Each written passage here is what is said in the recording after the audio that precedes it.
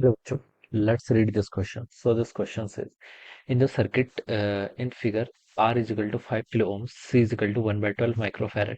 The AC voltage V0 is 15 volt. For what angular frequency is the voltage between P and Q is 12 volt. P and Q के बीच की voltage कितनी होगी? 12 volt के equal होगी। आपको वो angular frequency बतानी है। ऑलराइट, तो देखिए बच्चों, इस क्वेश्चन का की कॉन्सेप्ट आप क्या लिख सकते हैं? The key concept of this question, आपको यहाँ पर क्या बताना है? Angular frequency for which the voltage between P and Q. ये देखिए आपके पास आरसी सर्किट है। कैसा सर्किट है आपका? RC circuit. तो लिख सकते हैं RC circuit will be the key concept of this question. यहाँ पर रेजिस्टेंस एंड कैपेसिटर के आपस में कनेक्टेड है, ठीक है। दिस इज अवर कैपेसिटर और यहाँ पर आपको एक रेजिस्टेंस ऐसे कनेक्ट कर रखा है। Okay, these are connected with an AC source. किसी एक एसी सोर्स से क्या कर रखे हैं आपने? ऐसे कनेक्ट कर रखे हैं। ओके, रेजिस्टेंस की वैल्यू गिवन है, कैपेसिटेंस की वैल्यू भी गिवन है। आपको देखिए यहाँ पर यू नॉट गिवन कर रखा है, ठीक है। द एसी वोल्टेज गिवन कर रखी है, यानी कि आपको क्वेश्चन में कुछ मेंशन नहीं है, तो उसको आप आरएमएस वोल्टेज मानेंगे, ठीक है। वी आरएमएस आपको गिवन कर रखा है कितना? 15 वोल्ट के इक्वल गिवन कर रखा है।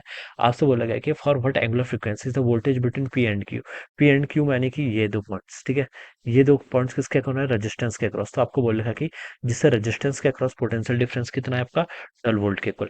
रेजिस्टेंस के अक्रॉस देखिए पोटेंशियल डिफरेंस कितना है। यहाँ पर बैटरी कनेक्ट कर रखी है वी आरएमएस, ठीक है। तो मैं लिख सकता हूँ यहाँ पर रेजिस्टेंस के अक्रॉस जो आपका पोटेंशियल डिफरेंस आएगा वो आएगा आपका I R M S into आपका रेजिस्टेंस। ये आपका 12 वोल्ट के इक्वल होगा, ठीक है। रेजिस्टेंस की वैल्यू गिवन कर रखी है कितनी? 5 किलो ओम्स के इक्वल। तो देखिए इसको अगर मैं यहाँ पर पुट कर दूं तो यहाँ से मेरा आई आर एम एस की वैल्यू हो जाएगी। देखिए 12 डिवाइडेड बाई 5 कितना होता है आपका? 2.4 किलो ओम्स है। ऊपर आएगा तो 10 to the power -3 हो जाएगा, ठीक है। इतना ampere, this will be the current. या फिर आप इसको लिख लीजिए 2.4 मिली एम्पियर। यहाँ पर क्या है? आपकी सर्किट की करंट है, ठीक है। ये capacitor and resistor these are connected in series. तो जो करंट आपकी रजिस्टर से जाएगी, सेम करंट आपकी किससे जाएगी? आपकी कैपेसिटर से जाएगी। तो आई आर एम एस की वैल्यू तो बच्चों आपके यहाँ पर से इतनी आ गई, ठीक है। अब बच्चों देखिए, आप यहाँ से ना, आपको देखिए वी आर एम एस तो पता है, आई आर एम एस भी पता है, तो आप इस पूरे सर्किट का जेड इम्पीडेंस फाइंड आउट कर सकते हैं। आई आर एम एस देखिए किसके इक्वल होता है? आई आर एम एस होता है आपका V R M S divided by Z के इक्वल। डिवाइडेड बाई कितना होता है आपका? जेड होता है, ठीक है। तो यहाँ से आप जेड कैलकुलेट कर लेंगे। जेड कितना हो जाएगा? V R M S divided by I R M S. और वी आर एम एस कितना आपका? 15 volt divided by I R M S कितना आपका? 2.4 मिली एम्पियर के इक्वल, ठीक है। कितना? 2.4 मिली एम्पियर, ठीक है। तो देखिए इसको अगर मैं सॉल्व करूंगा तो ये देखिए आपका कितना होगा? 15 डिवाइडेड बाय, अगर मैं 2.4 करूँ तो 6.25 आ रहा है। कितना आ रहा है आपका? 6.25, ठीक है। और milli M volt divided by milli ampere करूंगा तो आपका किलो में आएगा, ठीक है। किलो ओम्स के इक्वल हो जाएगा। तो ये तो आपका बच्चों क्या है? जेड। जेड के आपका इम्पीडेंस, ठीक है। अब बच्चों देखिए यहाँ पर आपका एक कैपेसिटर कनेक्टेड है। कैपेसिटर के अक्रॉस जो कैपेसिटेंस होगा उसको एक्स से रिप्रेजेंट करेंगे। और रेजिस्टेंस के अक्रॉस कितना होगा? आर होगा, ठीक है। तो अब मुझे देखिए यहाँ पर जेड की वैल्यू पता है। जेड देखिए कितना होगा? जेड को मैं लिख सकता हूँ यहाँ पर सी हो जाएगा आपका अंडर रूट ऑफ आर का स्क्वायर प्लस आपका कितना? एक्स सी का स्क्वायर। ये वैल्यू हो जाएगी, ठीक है। जेड की वैल्यू आपको पता है कितनी? 6.25 किलो ओम्स, ठीक है। तो आप इसको लिख लीजिए 6.25, ठीक है। ये आपका किलो ओम्स में है। इसका आप स्क्वायर कर लीजिए। राइट साइड में कितना हो जाएगा? आर का स्क्वायर। आर कितना दिखा है आपको? 5 किलो ओम्स के ऊपर। तो हो जाएगा आपका 25, ठीक है। और इसको चलिए आप पहले आप 5 किलो ओम्स का स्क्वायर ही लिख लीजिए, ठीक है। यहाँ पर आपके कितना हो जाएगा? ये हो जाएगा आपका 5 किलो ओम्स का स्क्वायर, ठीक है। और यहाँ से आपका प्लस कितना हो जाएगा? आपका एक्स सी का स्क्वायर। ये वैल्यू हो जाएगी, ठीक है।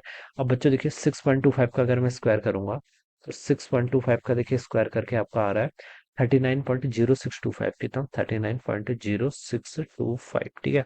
और यहाँ से आपका 5 का स्क्वायर कितना होगा? 25, ये आ जाएगा, ठीक है। इसका आप अंडर रूट कर लीजिए। ये क्या जाएगा? आपका एक्स की वैल्यू जाएगी। एक्स और वो एक्स किस में आएगा? आपका किलो ओम्स में, ठीक है। तो देखिए मैं इसको सॉल्व करता हूँ तो ये हो जाएगा आपका 39, इसको हम करेंगे तो आपका 14.0625 ये आ जाएगा, ठीक है। और इसका अंडर रूट निकालूंगा तो 3.75 आ रहा है। कितना आ रहा है? 3.75 kilo ohms. This is my XC. ये क्या आ गया? मेरा एक्सी की वैल्यू आ गई, ठीक है। एक्सी आपने फाइंड आउट कर लिया। आपसे बोल रखा है कि फॉर व्हाट एंगुलर फ्रीक्वेंसी, ठीक है। आपको यहाँ पर एंगुलर फ्रीक्वेंसी बताना है, ठीक है। एंगुलर फ्रीक्वेंसी बताना है। एक्सी की वैल्यू पता है कि एक्सी की वैल्यू देखिए किसके इक्वल होती है? एक्सी होता है आपका 1/ओमेगा सी के इक्वल, ठीक है। और इसकी वैल्यू आपको पता है कितनी? 3.7 किलो ओम्स, ठीक है। 3.7 into 10 to the power 3 ohms लिख लीजिए इसको, ठीक है। अब यहाँ पर से देखिए इस टर्म को मैं यहाँ पर से सॉल्व कर लेता हूँ। आपको यहाँ पर से एंगुलर फ्रीक्वेंसी यानी कि ओमेगा की वैल्यू बतानी है। तो ओमेगा को देखिए बच्चों में क्या लिख सकता हूँ? फिर यहाँ से ओमेगा को लिख सकते हैं 1/सी। सी कितना आपका? 1/12 माइक्रोफेरेड है। तो 12 1/12 है तो 12 आपका ऊपर आ जाएगा, ठीक है। और माइक्रोफेरेड को यहाँ पर 10 to the power -6 लिख लिया मैंने, ठीक है। इंटू देखिए आपका ये आप ये वाले टर्म से मल्टीप्लाई कर लीजिए। कितना? 3.75 इंटू 10 to the power 3 हो जाएगा, ठीक है। ये वैल्यू आपकी यहाँ से इतनी जाएगी। This will be my omega. तो देखिए मैं इसको सॉल्व करता हूँ तो 12 कितना हो जाएगा? 12 डिवाइडेड बाई 3.75 करूंगा तो आपका 3.2 का इक्वल आ रहा है। कितना आ रहा है आपका? 3.2। ठीक है।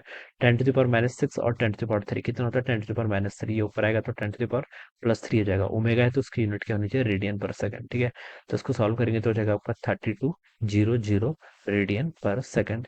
So this will be my angular frequency. ये क्या जाएगी मेरे यहाँ से? एंगुलर फ्रीक्वेंसी जाएगी। ऑलराइट, 3200 रेडियन पर सेकंड, जो कि आपका सी ऑप्शन पे गिवन कर रखा है। तो क्या लिख सकते हैं? Option C would be the correct answer of this question. Alright, so I hope you all understood this concept. All the best and thank you so much.